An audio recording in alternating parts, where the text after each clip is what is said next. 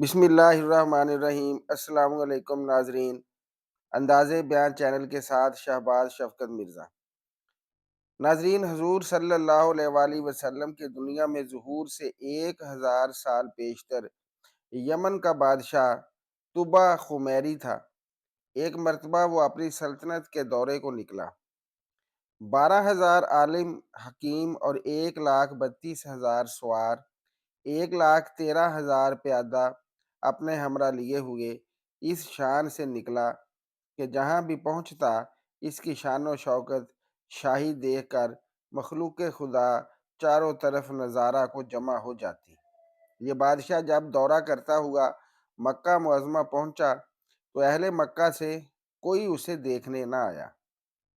بادشاہ حیران ہوا اور اپنے وزیر اعظم سے اس کی وجہ پوچھی تو اس نے تحقیق کے بعد بتایا کہ اس شہر میں ایک گھر ہے جسے بیت اللہ کہتے ہیں، اس کی اور اس کے خادموں کی، جو یہاں کے باشندے ہیں، تمام لوگ بے حد تعظیم کرتے ہیں، اور جتنا آپ کا لشکر ہے اس سے کہیں زیادہ دور اور نزدیک کے لوگ اس گھر کی زیارت کو آتے ہیں اور یہاں کے باشندوں کی خدمت کر کے چلے جاتے ہیں۔ پھر آپ کا لشکر ان کے خیال میں کیوں آئے؟ یہ سن کر بادشاہ کو غصہ آیا اور قسم کھا کر کہنے لگا کہ میں اس گھر کو کھدوا دوں گا اور یہاں کے باشندوں کو قتل کروا دوں گا۔ یہ کہنا تھا کہ بادشاہ کے ناک اور منہ اور آنکھوں سے خون بہنا شروع ہو گیا اور ایسا بدبودار مادہ بہنے لگا کہ اس کے پاس کسی کو بیٹھنے کی بھی ہمت نہ رہی۔ اس مرض کا علاج کیا گیا مگر افاقہ نہ ہوا۔ شام کے وقت بادشاہی علماء میں سے ایک عالم ربانی تشریف لائے اور نبض دیکھ کر فرمایا، مرض آسمانی ہے اور علاج زمین کا ہو رہا ہے۔ اے بادشاہ، آپ نے اگر کوئی بری نیت کی ہے تو فوراً اس سے توبہ کریں۔ بادشاہ نے دل ہی دل میں بیت اللہ شریف اور خدام کعبہ کے متعلق اپنے ارادے سے توبہ کی۔ توبہ کرتے ہی اس کا وہ خون اور مادہ بہنا بند ہو گیا اور ساتھ ہی اللہ نے اسے ایمان کی دولت سے مالا مال کر دیا۔ پھر صحت کی خوشی میں اس نے بیت اللہ شریف کو ریشمی غلاف چڑھایا اور شہر کے ہر باشندے کو 7 اشرفی اور 7 ریشمی جوڑے نظر کیے۔ پھر یہاں سے چل کر مدینہ منورہ پہنچا تو ہمراہی علماء نے، جو کتب سماویہ کے عالم تھے، وہاں کی مٹی کو سونگھا اور کنکریوں کو دیکھا اور نبی آخر الزماں صلی اللہ علیہ وسلم کی ہجرت گاہ کی جو علامتیں انہوں نے پڑھی تھیں ان کے مطابق اس سرزمین کو پایا، تو باہم عہد کر لیا کہ ہم یہاں ہی مر جائیں گے مگر اس سرزمین کو نہ چھوڑیں گے۔ اگر ہماری قسمت نے یاوری کی تو کبھی نہ کبھی جب نبی آخر الزماں صلی اللہ علیہ وآلہ وسلم تشریف لائیں گے تو ہمیں بھی زیارت کا شرف حاصل ہو جائے گا، ورنہ ہماری قبروں پر تو ضرور کبھی نہ کبھی ان کی جوتیوں کی خاک اڑ کر پڑ جائے گی، جو ہماری نجات کے لیے کافی ہے۔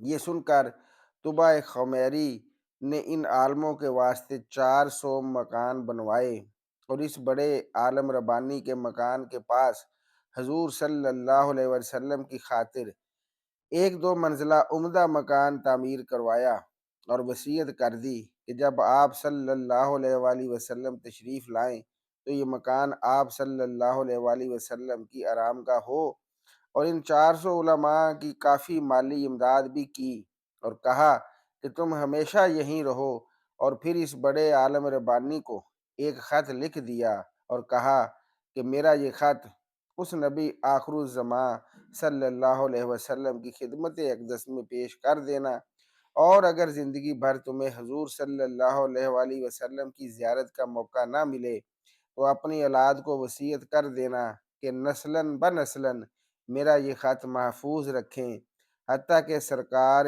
ابد قرار صلی اللہ علیہ وآلہ وسلم کی خدمت میں پیش کیا جائے۔ یہ کہہ کر بادشاہ وہاں سے چل دیا۔ وہ خط نبی کریم صلی اللہ علیہ وآلہ وسلم کی خدمت اقدس میں 1000 سال بعد پیش ہوا۔ کیسے ہوا اور خط میں کیا لکھا تھا، سنیے اور عظمت حضور صلی اللہ علیہ وآلہ وسلم کی شان دیکھیے۔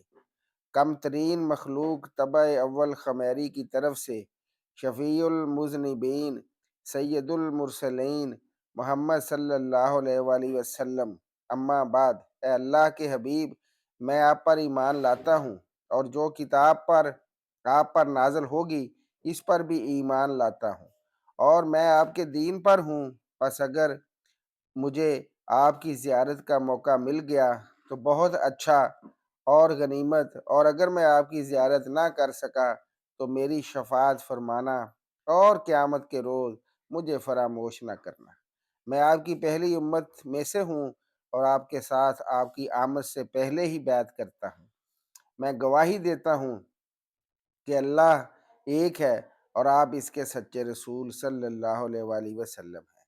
شاہ یمن کا یہ خط نسلاً بنسلاً ان 400 علماء کے اندر حرز جان کی حیثیت سے محفوظ چلا آیا، یہاں تک کہ 1000 سال کا عرصہ گزر گیا اور ان علماء کی اولاد اس کثرت سے بڑھی کہ مدینہ کی آبادی میں کئی گنا اضافہ ہو گیا، اور یہ خط دست بدست مع وصیت کے اس بڑے عالم ربانی کی اولاد میں سے حضرت ابو ایوب انصاری رضی اللہ تعالی عنہ کے پاس پہنچا، اور آپ نے وہ خط اپنے غلام خاص ابو لیلہ کی تحویل میں رکھا۔ اور جب حضور صلی اللہ علیہ وآلہ وسلم نے مدینہ ہجرت فرمائی اور مدینہ کی الوداعی گھاٹی مسنیات کی گھاٹیوں سے آپ کی اونٹنی نمودار ہوئی، اور مدینہ کے خوش نصیب لوگ محبوب خدا کا استقبال کرنے کو جوق در جوق آ رہے تھے، اور کوئی اپنے مکانوں کو سجا رہا تھا تو کوئی گلیوں اور سڑکوں کو صاف کر رہا تھا، اور کوئی دعوت کا انتظام کر رہا تھا، اور سب یہی اصرار کر رہے تھے کہ حضور صلی اللہ علیہ وآلہ وسلم میرے گھر تشریف لائیں۔ حضور صلی اللہ علیہ وآلہ وسلم نے فرمایا کہ میری اونٹنی کی نکیل چھوڑ دو، جس گھر میں یہ ٹھہرے گی اور بیٹھ جائے گی وہی میری قیام گاہ ہوگی۔ چنانچہ جو 2 منزلہ مکان شاہ یمن طبع خمیری نے حضور صلی اللہ علیہ وآلہ وسلم کی خاطر بنوایا تھا، وہ اس وقت حضرت ابو ایوب انصاری رضی اللہ تعالی عنہ کی تحویل میں تھا۔ اسی میں حضور صلی اللہ علیہ وآلہ وسلم کی اونٹنی جا کر ٹھہر گئی۔ لوگوں نے ابو لیلہ کو بھیجا کہ جاؤ حضور صلی اللہ علیہ وسلم کو شاہ یمن طبع خمیری کا خط دے آؤ۔